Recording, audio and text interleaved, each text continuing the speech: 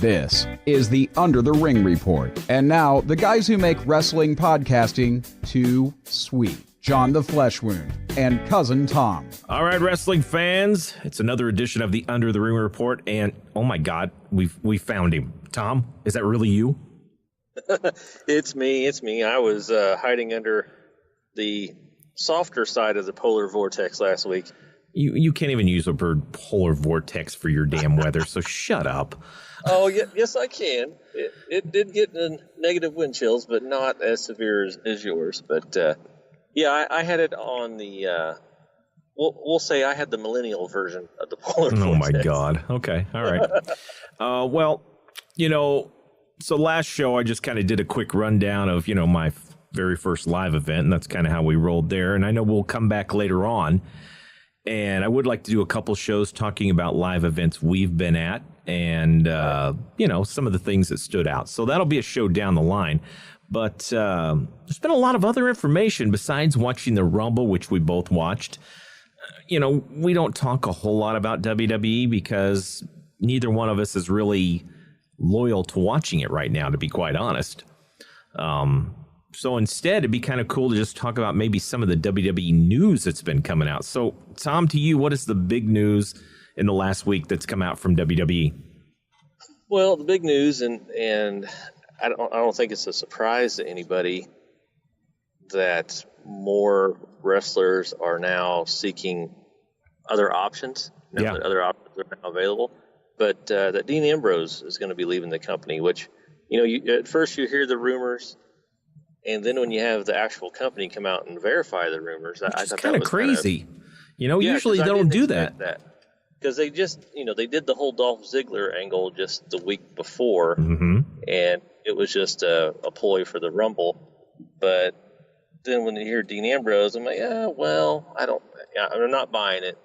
And then when they actually come out and confirm it, like legitimately confirm it, it's like, that's kind of interesting. But I don't blame anybody who is going to better themselves either financially or just needs a break. I get it. Well, to me, you're looking at a guy, and I see a lot of similarities between CM Punk when he left and a Dean Ambrose in a way.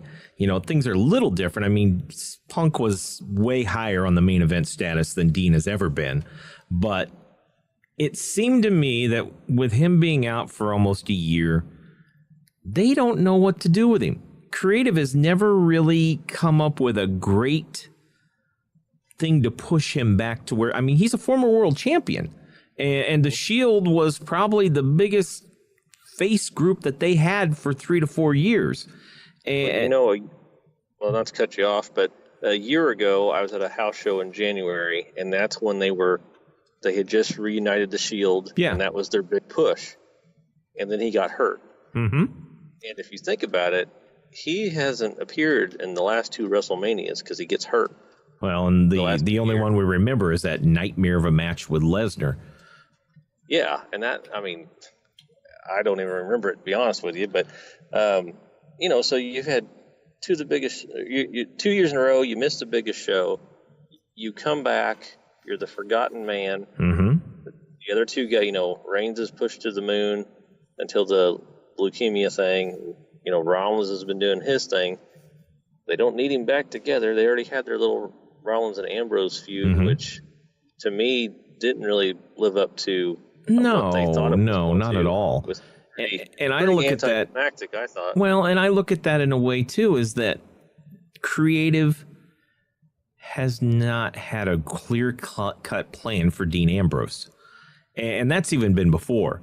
Dean Ambrose, who before WWE, as Johnny Moxley, was a hardcore crazy person. Deathmatch specialist and all this. And it seems like they've never quite been able to find that edge to help connect him, besides in the Shield. But as a singles wrestler, there's something that's always kind of missing with him, and I couldn't put my finger on it, but it seemed like it's been even worse since he's come back from injury. Because like you said, the whole Rollins thing, it didn't play out well, and part of me thinks, too, that Rollins should be the heel. Maybe I'm wrong, but I'm not that invested in Rollins either as a face. But there's something, I mean, the whole looking like Bane shit with a gas mask and stuff. The coat. The thing about him in the past doing the deathmatch stuff, with their current era, with the PG era, no hardcore matches, so to speak of. I mean, you think about it, there were guys that made a name for themselves doing those hardcore matches. And even as those matches got a little corny over time and the really bad aluminum pans were thrown in the ring and, it got watered down. But there were still guys that made a name for themselves doing that stuff. And, I think he'd be served to have if they went back 10 years ago, I could see him in a barbed wire match or with Foley and the table on fire. You put Ambrose in that and he looks right at home, and all of a sudden people are more invested in him because they believe it, because he has that crazy edge to it. Well, and I think, though, too, that it's a lot to do with how they're presenting him anyway. I mean, he doesn't need to be in a death match to get over, but it just looks like a lot of stupid things that they do where they're trying to make him more of a funny guy. And you know what? Dean Ambrose shouldn't be a funny guy.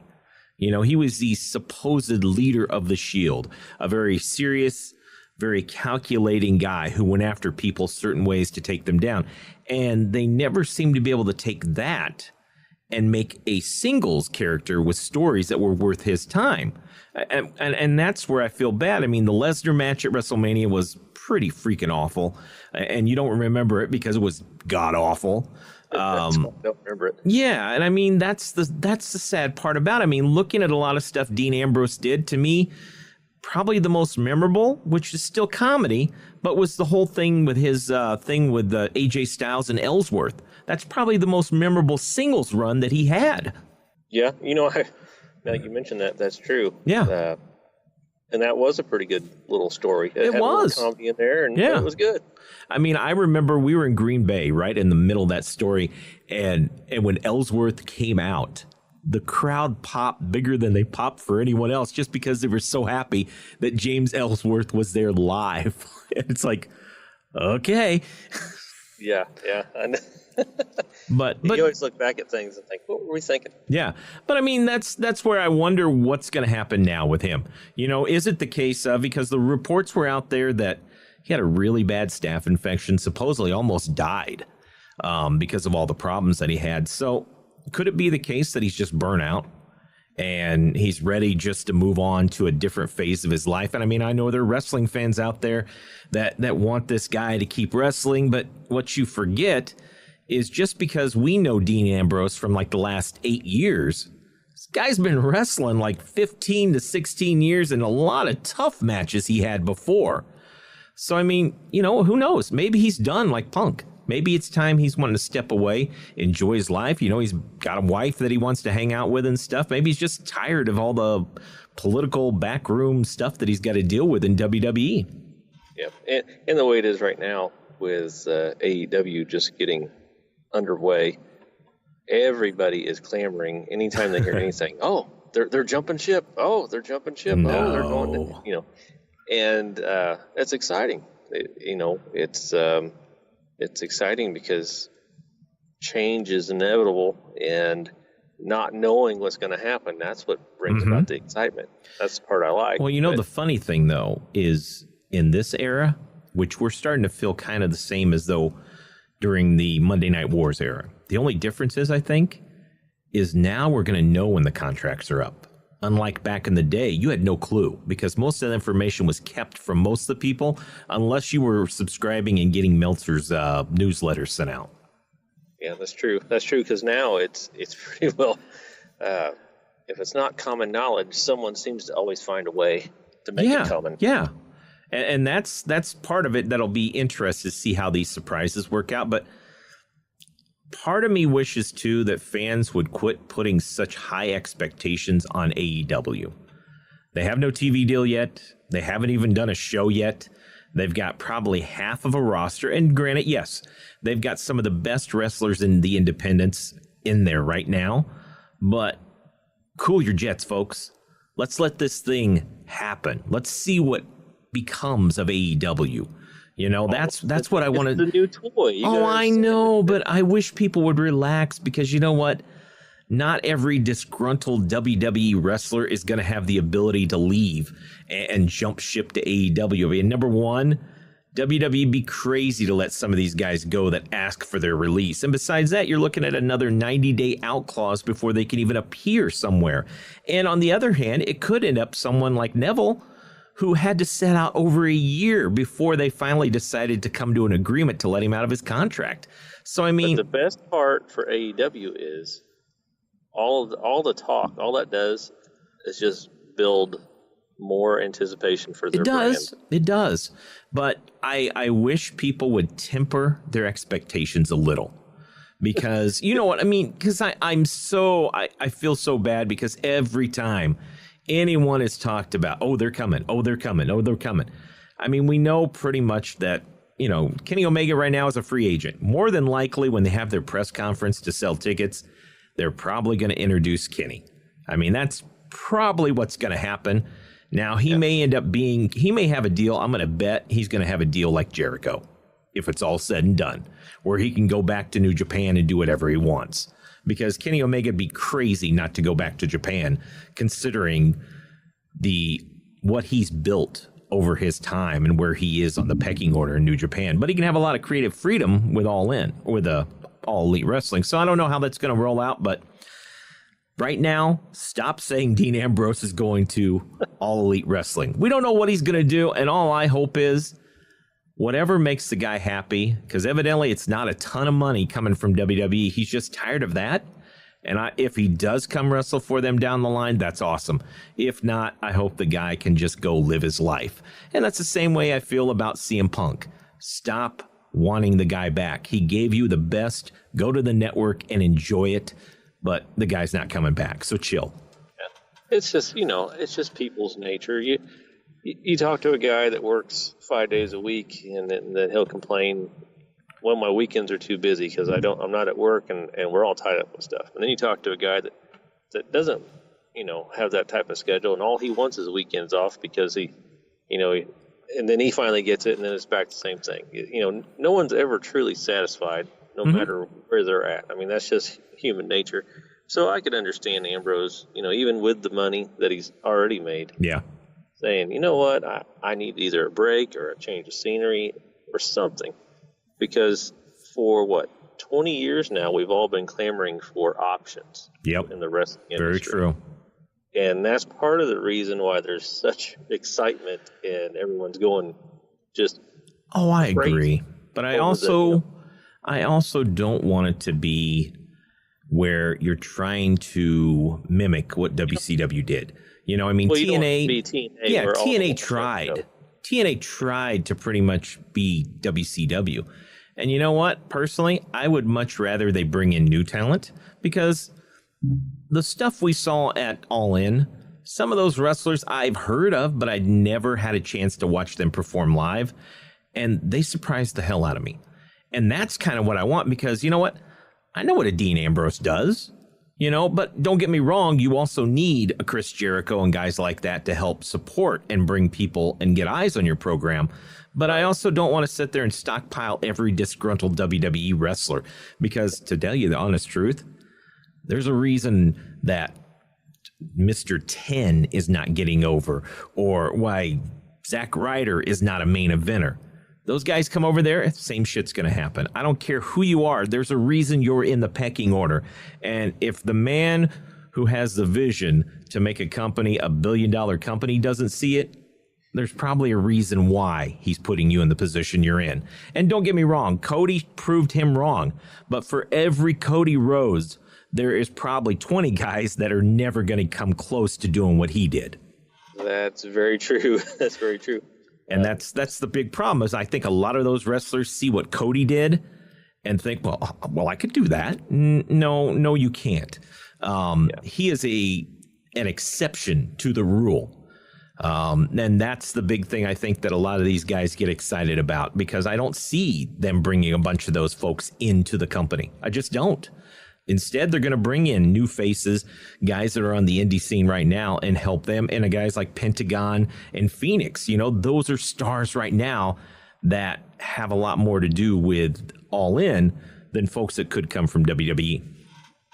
Well, I guess we got to talk about the other guy that's been granted his release, and that's Hideo Itami, which I don't think he really ever got on the right track from the get-go with injuries and different things. Yeah, and that's the sad part. I mean, because when he came to WWE, you know, there was a buzz that he was going to be the guy. I mean, he was supposed to be bigger than Finn.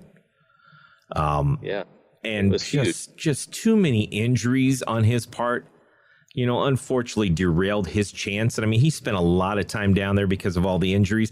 And then he ends up on 205 Live. And, you know, he is a phenomenal wrestler. He really is. But unfortunately, American fans never got to see who he was. And I don't think he'll ever be the same again. But he'll go back to Japan. And, you know, he'll be fine because of the name recognition and who he is, but he's never going to be the same guy he was coming into NXT. The injuries have really slowed him down. And, you know, we can always play that what if or what could have been. But, I mean, you think about it. If he had been pushed at the get-go as the top guy in that group, you know, maybe he would have been the first Universal Champion. Maybe all these things would have happened. I did see him live just a year and a half ago, and believe it or not, he was facing Neville. And actually, it was a good match. It was really good match, and he looked good at the time, but might have been more than a year and a half ago. But anyways, a couple years ago. But still, just the injuries. It's the same way when Ibushi came over. He had injuries and just never. It just didn't work. Well, and the other sad part for a lot of those guys, too, is the language barrier. And I watched a video not too long ago, actually earlier today, and they had done a whole thing back behind the scenes with Hideo Itami, and he talked about the language barrier being one of the toughest things he had to try and overcome, and he still had problems understanding the language. And I think that hurts a lot of these folks that come over. Because you know what? If you're not fully understanding what is going on, you can't step up and go, wait a minute, this isn't how I should be portrayed. Or, you know, here's something better to do. And I think that sometimes hurts some of these wrestlers. I mean, Shinsuke Nakamura. Have trouble. Huh? I would without a doubt have trouble. Well, I mean, yeah. Japan, and I couldn't even tell you please or thank you. I have no idea. And I mean, that's why Nakamura has been the exception. Because he is very fluent in speaking English. So he works perfectly. But I think there's a lot of those wrestlers that it is very tough for them to get past. I think that hurt Asuka for quite a while. And she's gotten better as she's been on the main roster. But I think that did hurt her for a while. Yeah. Well, they're always hesitant. You know, that's been their thing for years. They're always hesitant when they have foreign-speaking talent to hand them a microphone. I mean, Nakamura could speak English fine, but look how long they kept him from doing anything. You know, also, like you barely heard him ever. And then finally, last year, they finally let him do that little bit he did with Renee Young, where I know I speak English. Yes, yeah. You know, just messing with her. But and that was the thing. It took a while. For people that actually had watched him before in WWE, I mean, he speaks very good English as a second language. I mean, I've watched interviews and stuff where he's talking, and I always kind of sat there and went, what is WWE doing? I mean, yes, in this day and age, people know that he's not going to come in and speak perfect English, but he will be able to speak, be understood, and it will be part of his character if he's a face or if he's a heel, whatever. And I sometimes think that in this day and age, just roll with it. Fans out there aren't dumb. And they're not tuning out because a guy can't speak the language clearly. Well, that's always been one of the knocks on them. You know, you look at New Japan and how they push American talent. Yeah. Then you turn it around and you don't see that in WWE. Well, and I wonder if that's going to change now that New Japan is creeping more and more into the marketplace. I mean, they were just down in your neck of the woods last weekend. Yeah, well, that was, were they in Nashville? Yeah, they were in Nashville. Yeah. So I would have been more excited if it wasn't for the new blood. Yeah. That was good. You know, if it would have been, You got to see Marty if you went down there, so that would have been fun. Yeah, that would have been the only person really that I would have went to see, but Yeah. it was just didn't happen. But yeah, like I said, the competition and extra options, it'll make it. It's definitely a game changer because it's going to add pressure, and pressure can either be good or bad. It's yet to be determined, but we'll see what happens. Yep, and we should find out more, hopefully, with what's going to be happening with All In here very soon. Well, Double or Nothing, excuse me. But hopefully we'll hear more about what's going down with that. Like we talked earlier, Pentagon, Phoenix seem to be a lock. They're not exclusive, but looks like they will be doing some work with All Elite Wrestling. Also out there, if you take a look, who would you like to see right now get signed up and brought into that new company? Into the new company, the All Elite Wrestling company? Yeah. I'm trying to think who's out there. Shane Strickland is a guy that I like. Which talks, maybe he might be going to WWE, but who knows? Yeah, which he was on, for those who may not be aware, Lucha Underground. He was Killshot, I believe. He always wore a mask. He was Killshot. But he's a heck of a talent. They need some female talent. And I remember at All In thinking, why isn't Chelsea Green signed by anybody? And at the time, I didn't know she had plans on NXT, which is where she is now. Yeah. But I would, there's definitely some women coming up, which I never thought in a million years I'd be following women's wrestling, Well, you know who I'd like to see, but it's the whole Lucha Underground contract crap, is Ivelisse. Would be great to see her.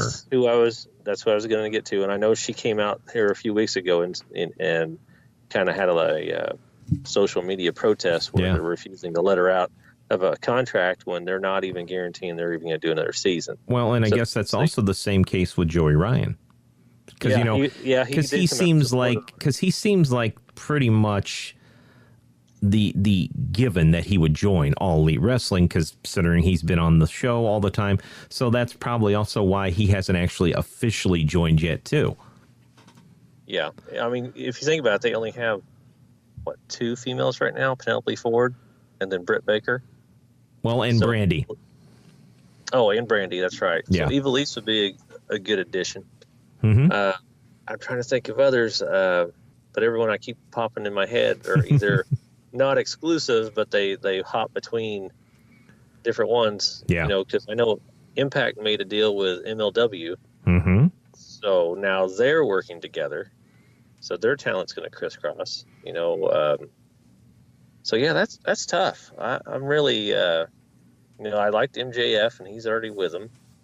I was unfamiliar with him until we saw All In. And I was impressed by him. I liked the whole better than you persona, and he sticks to it. So. I'm going to be interested to see if they decide to go after Marco Stunt. Well, SCU's going to be an hour from me. You better go. You know what could happen. Well, that's what it's funny you mentioned that, because I was just thinking that, because, he had that leg injury and supposedly he's rehabbing now and back up and moving around. I don't think. And I could just see them being there and off the contract. You would kick yourself if you missed that shot, wouldn't you? I would, because, I've missed a couple things down there that I wasn't aware of, but now I got my head out of the sand. But that would make sense. I mean, as we're talking, considering that most of the shows that SCU has been on in the last few weeks, someone from the Elite has been there. If it's not the Young Bucks, it's Cody and Hangman, whatever. And considering that they're going to be right there in Marco Stunt's backyard, where he's, that's where he's pretty much been featured, I would not be surprised at all to see someone show up with those guys. Yeah, no, that's very true. I'm still kind of thinking about your question, and I'm not coming up with anybody. That's pretty bad. Well, everyone I keep thinking of is already signed by people. Yeah. That's the tough part, is to think about. And some of it you got to think about is going to be up and coming young talent. Because unfortunately, a lot of those folks that were at the All In event, they either signed with them or, they've gotten their signings with Impact, like Tessa Blanchard and folks like that, they're hooked up to their own thing. So it'll be interesting to see what happens and who they bring in, because I'm all for finding new talent. It doesn't matter to me what happens, but I don't want to see a bunch of rehash. I don't need to see, this guy's been wrestling for 15 years. He's back. No, I don't care about that. Popping in once in a while is cool, but I want to see a base. A tag group like the Revival. They've been, I know it's just rumors and all that stuff. They'll be there for another year and a half. Yeah, well, I know that, but I'm saying, at some point in time, when they eventually do, if they ever do break free, it would remind me of when different ones left WCW and came to WWE. Yeah, you're right. So you have a clean shot to try something different, or be who you already thought you were, but you weren't allowed to be, because from years past. I mean, look at Gallows and Anderson, for example. Gallows, his first run with WWE, he had that. They made him do that gimmick where he had to stand there like biscuits and gravy. Yeah, like he sling blade, and then they'd ring a bell and he'd go crazy, and then they ring a bell and he'd go back into drooling, Yeah. And then he goes over to Japan and kicks butt for years, and then comes back over, and now they got him yelling nerd all the time. Yeah. And it's like, what are you doing? Well, but here's the thing in that, and this is what a lot of people forget. For guys like Gallows and Anderson, they're not too worried at this point in their career. The main reason they came to WWE is because Anderson has, a young family, and they get to go see him every week. When you're in Japan, you're there for weeks on end. And your schedule is so weird and messed up. You might see your family maybe 2 or 3 weeks. I mean, we know that too by watching the being the Elite with the Young Bucks and how their hectic schedule was trying to see their family all the time. So, I mean, if you're Gallows and Anderson, you're probably not super messed or super upset about what's going on because you're getting paid. And you get to see your family. That's true. But I still wouldn't mind going in the office okay, you want me to be goofy, then let me be Reptile. Have you ever heard him on yeah doing the accent and everything? Oh yeah, it's hilarious, and it's like, go with it, do that, and just people would eat that stuff up. But it's also the case too of what Vince puts priorities on, because the truth of the matter is they have so much talent in that organization right now. Oh, I know. It's hard to give everyone a push, and a lot of folks probably deserve a push, but you're not going to be able to get everybody. You're not going to be able to make everybody happy. And like I said, for now, unfortunately for Gallo and Anderson, they can go 2 to 3 months without being on TV. But hey, they're getting paid. And who knows, maybe All Elite Wrestling is something they think about when their contract's up. Because for every guy like that, then there's an AJ Styles who does great. But sometimes what translates in New Japan doesn't go well when you come over here. And you know what? Those guys are a good cautionary tale. If you're more worried about the creative aspect of your character than just getting paid and hanging with your family, then WWE probably isn't the place for you. Yeah, that's true. That's true. And speaking of lots of talent, I guess I would mention Halftime Heat with the Super Bowl last night. Yep. Pretty good show. Better than Maroon 5, I thought. I liked how they did it, too, because you know what? Putting the show on Facebook and allowing anyone. Because at first I thought it was just going to be a network exclusive. So they hopefully opened up the eyes to a lot of people. Yeah, because I did see that when I pulled it up on my phone. I wasn't home. It's like, well, I'll turn this on. And they had the little disclaimer, if you have network, sign in here. If you don't have network, sign in here. It's like, oh, that's cool. You're doing it for free. Yeah. And you're taking guys that some people have never heard of, you know, and that's a shame. I mean, there's people that I've talked to that have kids that are big WWE fans, and they have no idea. They don't have the network, so they don't have any idea who Ricochet is or Adam Cole, But that's going to happen, though, too, because they're also the same people that had no idea about these folks before they signed with NXT. Yeah, well, I know it. And that's what I try to tell them. Like, hey, turn it over on halftime. If your kids like it, I guarantee you're going to like this. Just flip it over and watch. And, that it was nice. And it was a break from all the other typical stuff for Super Bowl weekend. Mm-hmm. And made me immediately think back to the last halftime heat, which I watched. Yeah, which has been 20 years ago. I know it. I And couldn't it doesn't believe seem that. My only takeaway from that one 20 years ago was if there would have been social media back then, I guarantee you the number one complaint would have been the arena was empty. You know what, though? I thought that was perfect because that was at the height of the Rock and Mankind's whole thing. But to me, it was just a little odd not having any thing. Oh, I agree. Going on, but I still loved it. And I remember the spot with the forklift. I remember watching it, and I was at a Super Bowl party, and there was only 3 guys there that liked wrestling. And the main room and the living room, everybody's watching, all their wives and everything. And I remember going in his kitchen. He had a little tiny 12-inch TV, and we all huddled over the corner, and we turned it up and watched for the next whatever while everybody was in there watching the halftime show. And you know what? I couldn't even tell you who the hell did the halftime show then, but I will always remember that halftime heat. And it was just kind of funny how we were just all huddled together, and it's like, keep quiet so we can hear us. And I remember just going, holy shit, that was awesome. Yeah, it was fun. I just remember, like, I was in my apartment and told my wife, I'm like, okay, I'm flipping it over so I can watch this wrestling match. And then she's like, oh, okay. And so she watched it with me. And it was fun. I enjoyed it. And like you said, I have no idea who the halftime entertainment was in the Super Bowl that year. No one didn't even care. All righty. Well, Tom, let's go ahead and call it a show. And thank you very much for finding your way back. Yeah. I'll have to watch out for these wormholes. I kind of get looped.